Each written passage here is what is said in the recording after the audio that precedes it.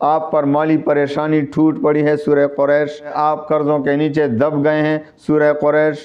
سورہ قریش اتنی railway station پہ ہیں، مسائل ہیں سورہ قریش۔ باہر ملک میں گئے، آپ سے اقامہ گم ہوا، کوئی مسئلہ پیدا ہوگا سورہ قریش۔ ویزے کا مسئلہ ہو، کہیں رکاوٹ ہو، آپ کسی جگہ کار پارک کرنا چاہتے ہیں، کار پارکنگ نہیں مل رہی، سورہ قریش۔ جو بھی رکاوٹ ہو فوری دور ہوگی۔ سورہ قریش قرآن عظیم کی ایک چھوٹی سی صورت ہے، لیکن اتنا بڑا خزانہ ہے کہ آپ اس سے غافل ہوں تو یہ آپ کے لیے لمحہ فکریہ ہے۔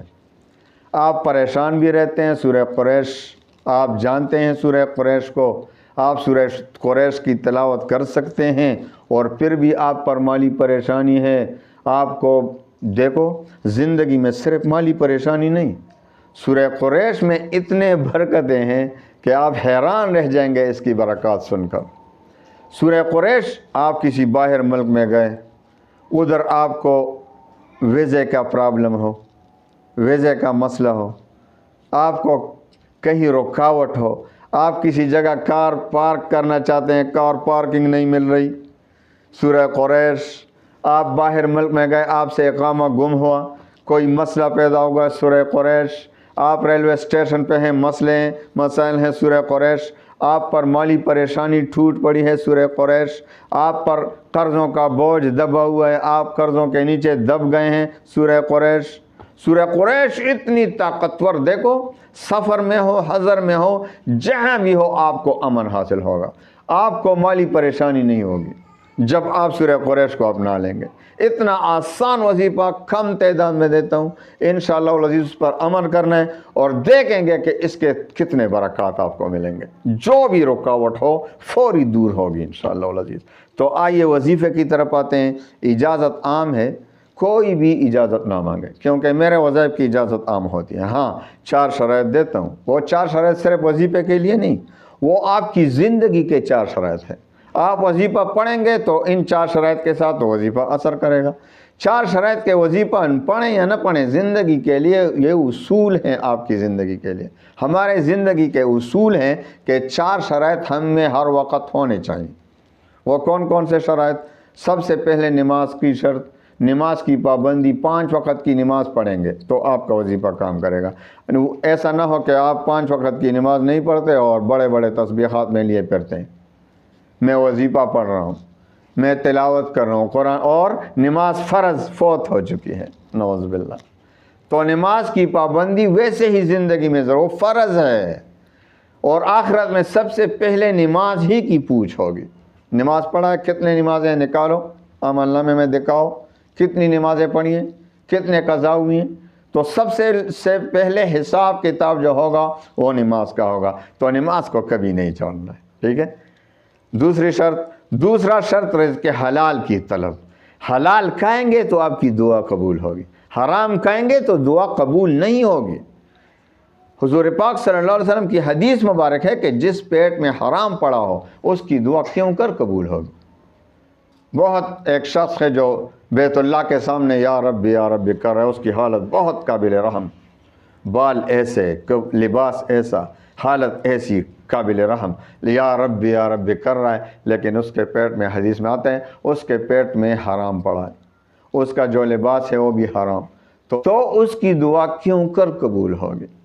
تو میرے پیارے بھائیو بہنوں، اپنی غذا، اپنے مال، اپنے کھانے کو حلال بنائیں، اپنے بچوں کے کھانے کو حلال بنائیں۔ تو دوسرا شرط ہے رزق حلال کی طلب کریں۔ تیسرا شرط، اللہ تعالیٰ پر اعتماد، یقین کامل ہے یا نہیں ہے آپ کا۔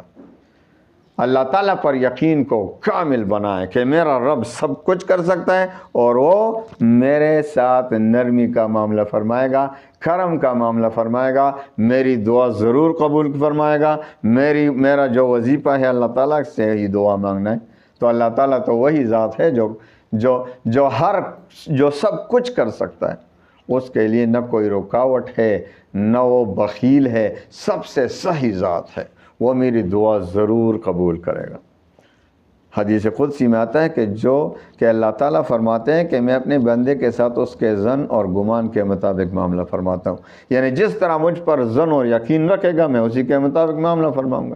تو ایک شخص جو اسی نیت کے ساتھ پڑھ رہا ہے وظیفہ، دعا مانگ رہا ہے کہ اللہ تعالیٰ بہت مہربان ہے اور میری دعا کو رد نہیں فرمائے گا، مجھ پر ضرور رحم کرے گا، تو اس ظن کے مطابق اللہ تعالیٰ نے فیصلہ فرمانا ہے انشاءاللہ، اور اس کا بیڑا پار ہو جائے گا، اس کی دعا قبول، اس کا وظیفہ کام کر جائے گا، پھر اس کو شکایت نہیں ہوگی کہ میرے وظیفے کام نہیں کرتا۔ اور دوسرا شخص جو بدقسمت شخص ہے، وظیفہ پڑھ رہا ہے اور وظیفہ بھی پڑھ رہا ہے بدقسمت، اور یہ بھی سوچ رہا ہے کہ یار میرا وظیفہ تو کوئی کام نہیں کرتا، میں نے تو بہت دعائیں مانگی کبھی قبول ہی نہیں ہوتی، تو اس کی دعا کی قبولیت میں سب سے بڑی رکاوٹ یہ سوچ اور یہ یقین ہے۔ اس کو دفع کر دیں، اپنے یقین کو کامل بنا دیں، کیونکہ اللہ تعالیٰ نے آپ کے ظن اور یقین کے مطابق فیصلہ فرمانا ہے۔ آپ کو یہی شک ہو رہا ہے کہ قبول نہیں ہوگا، میں نے تو بہت وظائف پڑھی ہیں، دعائیں پڑھی، کبھی قبول ہی نہیں تھی، چلو یہ بھی پڑھتا ہوں، تو اسی ظن کے مطابق ہی اللہ تعالیٰ آپ کو حوالے کر دے گا اور آپ کی دعا قبول نہیں ہوگی، آپ کا وظیفہ رد ہو جائے گا، اللہ نہ کرے۔ تو اپنی اصلاح کر لیں۔ چوتھا اور آخری شرط، وظیفے کا تلفظ ٹھیک ہو۔ بھائی جو وظیفہ پڑھ رہے ہیں، جس طرح آپ سورہ قریش کا وظیفہ دے رہا ہوں، تو یہ آپ نے صحیح پڑھنا سیکھا ہے، کسی کاریہ کے ساتھ آپ نے سیکھنا پڑھنا ہے، آپ نے صحیح طور سے سیکھا ہے، تجوید کے ساتھ آپ پڑھ سکتے، کوئی جلی غلطیاں تو نہیں ہو رہی، بڑی بڑی غلطیاں میں بعض لوگوں سے سن کر واٹس ایپ پہ مجھے سناتے ہیں، تو میں حیران رہ جاتا، اتنی بڑی بڑی اور چھوٹی غلطیاں نہیں، بڑی بڑی غلطیاں ہوتی ہیں ان سے۔ تو اللہ تعالیٰ ہماری حالت پر رحم کرے، پہلے قرآن عظیم کو صحیح طریقے سے سیکھیں۔ تو آئیے اب 4 شرائط کی روشنی میں وظیفہ لیں اور انشاءاللہ العزیز مزے اڑائیں۔ اس وظیفے کو کریں گے تو انشاءاللہ ضرور 3 دن میں انشاءاللہ، اور اگر ایمرجنسی میں ہوگا تو فوری، ایمرجنسی آپ کو کوئی کام پڑا، رکاوٹ پڑی، فوراً پڑھیں، فوری انشاءاللہ اثر کرے گا۔ ایمرجنسی آپ کو مال کی ضرورت پیش آئی، فوراً پڑھیں اس وظیفے کو، انشاءاللہ فوری اثر۔ اور اگر ایمرجنسی میں نہ ہو 3 دن تو 3 دن کریں، انشاءاللہ ہر رکاوٹ، دنیا کی ہر زندگی کے رکاوٹیں انشاءاللہ ختم ہو جائیں گی۔ تو آپ کو ویزے کا مسئلہ ہو، مالی پریشانی ہو، جو ایمرجنسی میں ہو، تو آپ فوراً 70 بار پڑھیں، 70 کی تعداد میں سورہ قریش پڑھیں۔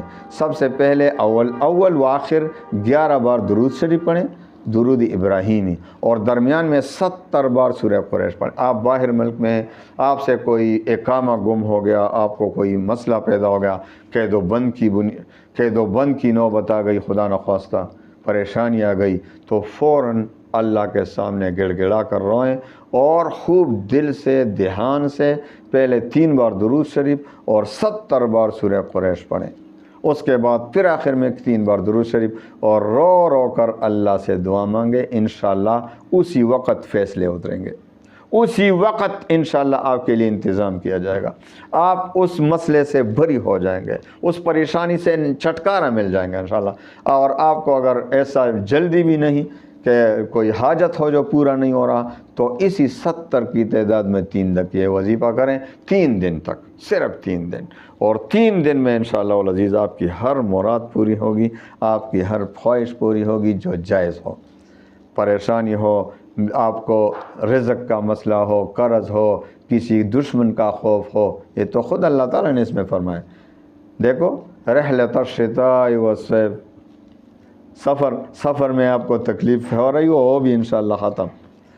الذی اطعمہم من جوع وآمنہم من خوف، دیکھو رزق کا مسئلہ بھی حل، خوف کا مسئلہ بھی حل، آپ کا خوف بھی جاتا رہے گا، دشمنوں کا خوف ختم، کسی اور کنٹری میں آپ ہوں، ادھر آپ پر خوف مسلط ہو گئے، وہ ختم، سفر میں آپ پر خوف مسلط ہو گئے، وہ ختم۔ سورہ قریش کو پڑھیں 70 بار۔ اور اسی طرح آپ کو رزق کا مسئلہ ہو، آپ کو رزق کی پریشانی ہو، آپ کو رزق کی تنگی ہو، قرضوں نے آپ کے قرضے بہت زیادہ آپ پر ہو گئے ہوں، تو آپ کے قرضے اتارنے، آپ کے تمام پریشانیاں دور کرنے کے لیے 70 بار سورہ قریش پڑھیں اور 3 دن تک مسلسل پڑھیں، انشاءاللہ العزیز آپ کی ہر پریشانی کے لیے سورہ قریش کافی ہو جائے گا۔ اللہ تعالیٰ تمام مسلمانوں کی پریشانیاں، غموم، ہموم کو خوشیوں میں بدل لے۔ وآخر دعوانا ان الحمد للہ رب العالمین۔